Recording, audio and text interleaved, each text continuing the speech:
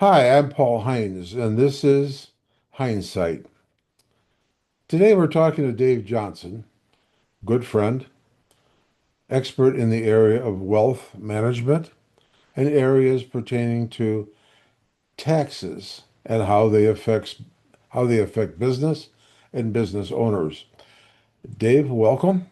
And Thank you, why Paul. don't you give us an idea as to what you want to cover today that is most pertinent to business owners now? Sure. We're all aware that this past summer, Congress and the administration passed what is often talked about as OBA, or the One Big Beautiful Bill Act. It affected tax provisions for a broad range of taxpayers, a lot of personal things that were changed. More importantly, for today's conversation, there are a lot of business tax provisions that were either changed, made new, or at least in tax terms, made permanent. Um, no tax provisions are ever permanent because a later Congress or legislature can always change them. But for a number of years, we have had to worry about some of these provisions expiring at the end of every year and then be renewed. And so there are some very key uh, tax provisions that relate to business investment in particular that I think your audience will be very interested in. And we'll just walk through a few of those today and Great. make people aware of them. Perfect. Go ahead. So, one that is in this category of made permanent, right? For many years, we have often talked about in tax Section 179, which is the rule that lets you expense equipment. And every year we'd had to wait until December, sometimes even it went into January and February to find out if investments that business owners made in equipment for the year were going to be able to be immediately expensed. And of course, that's a huge benefit to your cash flow when you can take a tax deduction for the full amount in the year that you make the investment. That provision for Section 179 has now been made permanent. We don't have to worry about it at the end of every year, thinking back about whether or not the investments that you made will be able to be 100% expensed, or if you would have to take them over a straight line or some kind of accelerated cost recovery in your depreciation. So that is sort of a comfort level that you can do a little bit better planning as the year goes on, as to how you'll be able to handle your investments. Bonus depreciation is another situation where, for those who couldn't take advantage of Section 179, for example, Mhm. bonus depreciation was scheduled to go away. It was going to be ending at the end of 2026, I believe, and had scaled down from 100% depreciation of certain items down to 80, 60, 40, and then, as I said, going away. That again was brought back and was made permanent. So for investments that don't qualify for Section 179, and we can get into some of the weeds about all of what those are, bonus depreciation is now made permanent. And so other investments that you make in capital equipment and items during the year will be able to be fully written off in the first year that you take it. A third one that probably applies to a very small percentage of your business owners, but is tremendously powerful for those that do, is the qualified production facilities deduction. Again, if you purchase or build a manufacturing facility that turns raw material into a product, you can expense 100% of the facility in the first year. Oh, Most of the time, obviously, when you buy or build, you buy land, build uh, uh, uh, a building on it, right, make improvements, you have to depreciate that over 39 years, right? Business Right. improvement. And for these specific, now there probably aren't a lot of people that are fully building a facility, particularly one to process raw materials. But if that's in your business, you now have the ability to write that off in the first year, right? My. All of these things that we're talking about are things the administration is trying to do to make it more attractive to invest in the US, right? We know the arguments. So much business went to Mexico, Canada, Southeast Asia, other places, competing against facilities in China. And the administration is really trying to make it attractive to bring your investments and your manufacturing back here to the U.S. So that's why these seem so attractive and so generous.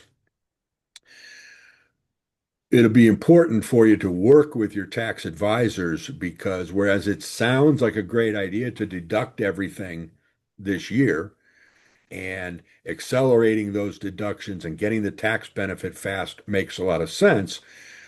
If you know your circumstance is going to be that, hey, perhaps this year wasn't a great business year, or maybe we're talking about 26, if you're planning ahead, it may not make sense to deduct everything in the first year and reduce your tax, you reduce your income to near zero, let's say, or a very low level. Uh, if in future years, then you're going to have significant income that might be taxed at higher rates. So the important thing with all of these provisions is to sit down, talk with your tax preparer, talk with a tax planning expert, and decide, does it make sense to take these deductions now, Yeah, or should I spread it out yes. over 4 or 5 years? So Good. the basic idea is to be a planner and not to be a reactor, And a right? Don't communicator with your tax person too. Not the, precisely. Yeah. yeah, don't Yeah. make your own decision. Get professional support. Yeah. In in your opinion, on another topic, what is your opinion of the tariffs now in place? Are we on sound ground? Is it helping the economy? And what effect might it have on inflation Yeah. going into 2026? Certainly the big question for everybody, right? The general consensus is, and this has been the case for a very long time, everything I ever learned in economics, tariffs are a tax. If you increase a tax on a product, ultimately that tax has to be passed through to somebody, either to the manufacturer or to the ultimate consumer. So we should see, and I believe we are seeing it somewhat, at least a one-time adjustment in inflation up, uh, because these costs are being passed through. And instead of us seeing inflation declining in the last few months, the last quarter, below, say, 3% to 2, inflation is staying pretty sticky at around 3 or 3.5%. So I believe the tariffs are having some impact on inflation. The hope, and I guess that's a big word, hope. The hope it is that it is just a one-time adjustment because they don't compound, right? They don't keep coming over and over. So it should be a one-time adjustment. The tariffs also, and looked at again uh, in solitary, looking at them alone, certainly should be slowing down business activity somewhat because people aren't going to be buying as much, Right, right? right. And it's harder to get it and it changes. But when you look at them in companion to what the administration is doing, for example, in these tax changes, and what the administration is doing in using the tariffs as a either a stick or a carrot to get new trade deals done, Mhm. and remove some of the restrictions that have been in place in foreign countries about us doing business there, the net hopefully is to get us to where it's a positive for us. I'm Good. not trying to sound like one of Donald Trump's cheerleaders here, but that's what his thinking is. Good. Yeah. What what is your outlook as far as capital gains is concerned? In our business of representing buyers and sellers of corporations, sometimes business owners are apprehensive about selling their business because of the capital gains impact. Could you give some perspective as to where the capital gains rate is going, or is it steady now? And quote the rate for us and the Illinois portion, and any predictions that you may have that it will change going up or going down. I've really not heard much talk at all about anybody changing the capital gains tax rate. Um, People are very comfortable with it. You will get some people who say, hey, we need to raise taxes in general, and, these billionaires should be paying 35% on all of their income. And so there's a wing of people who would push to increase that tax rate. But again, economic theory tells you a lot. If you want to encourage investment, you lower the tax on investment return, and that's what it is doing, or at least keep it very low. So I haven't heard any talk or really seen any discussion about increasing nor decreasing, to be honest with you, the capital gains tax rate. So I don't see it. Another thing, obviously, that again was made permanent was, the change in the estate tax exemption. Hmm. Big, impact for someone who is thinking about selling a business and incurring a large capital gains windfall, if you will, right? Or the income windfall. Um, Today, the exemption will now be $15 million for an individual, $30 million for a couple. Yes. Uh, and that again is something that was supposed to go away and revert back to a $5 or $6 million level. So Right. that was made permanent, and that will be again good for planning. So you can take into account that, if you're selling your business for something under $20 million, you should be able to avoid the federal estate tax without too much trouble. Illinois, if that's where a lot of your listeners are, and where I am, obviously still has something like a $4 or $4.5 million exemption. Um, and you may want to work with an estate tax attorney to find ways to get assets out of your estate and avoid that Illinois uh, estate tax.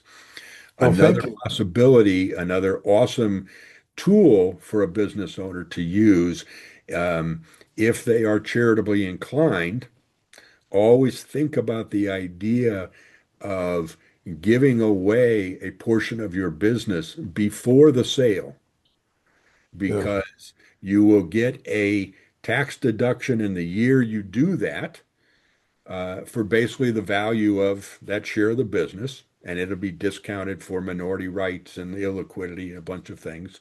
Um, but you can give, say, 10 or 20% of your business to a donor advised fund and take the tax deduction this year. And then when the business is sold, the donor advised fund just comes along with you and sells their share, but you don't pay any capital gains tax on that amount you gave away, right? And so you can a big tax savings there for those who are charitably inclined. If your expectation is, I'm going to sell this business and hey, the kids have as much as they need, or I've given them a lot and I want to fund a hospital, or I want to give some money to my alma mater, that set me up in business long ago, then giving to a donor advised fund um, ahead of the sale of your business can be a huge tax savings for you. Thank you for touching on these items that affect us now and will affect us in the near future. How can our viewers get in touch with you to get to know you better, as well as to benefit from your knowledge and experience? So always happy to talk. Phone number is 847-400-6982. You can reach me by email, david.johnson@zhpcapital.com, or go on my website, zhpcapital.com, and you'll find information there. Thanks for taking the time to talk with us. You've been listening to Hindsight. We appreciate you taking the time to sit with us. See you next time. Thanks for watching.